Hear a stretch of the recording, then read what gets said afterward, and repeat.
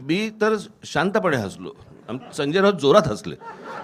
दुसरा मला राज ठाकरेंना एक प्रश्न विचारायचा आहे. राजसाहेब, काल मुख्यमंत्र्यांनी थेट असं म्हटलेलं आहे की हिंदुहृदय सम्राट बाळासाहेब ठाकरे यांच्या कृतीचा जर वारसा कोणी चालवत असेल तर ते एकनाथ शिंदे चालवतात आहे. याबद्दल आपल्याला काय म्हणायचं आहे? ढाण्या वाघ असं देखील म्हणाले. राजसाहेबांकडून उत्तर अपेक्षित आहे. ठाण्या पण नाही तर ढाण्या कुठून येणार?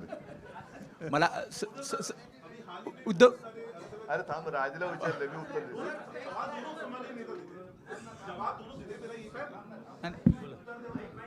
सर सवाल ये है कि कई सारे अभी हाल ही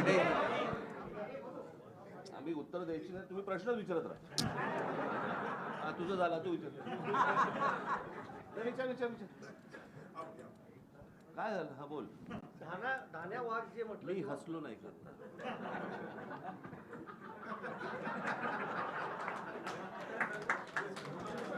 मी हसलो ना. बाईकवर असा. मी तर शांतपणे हसलो. संजय राऊत जोरात हसले. हे त्याचं उत्तर. ते मागच्या थांब, आता ते आहे ना. ऐका, एकच विनंती आहे की ह्या सगळ्या फालतू विषयाचा मुंबईकरांच्या जीवनाशी काहीही संबंध नाही. त्याच्यामुळे माझं म्हणणं आहे की मुद्द्यावरती त्यांनी बोललं पाहिजे. आम्ही मुद्द्यावरती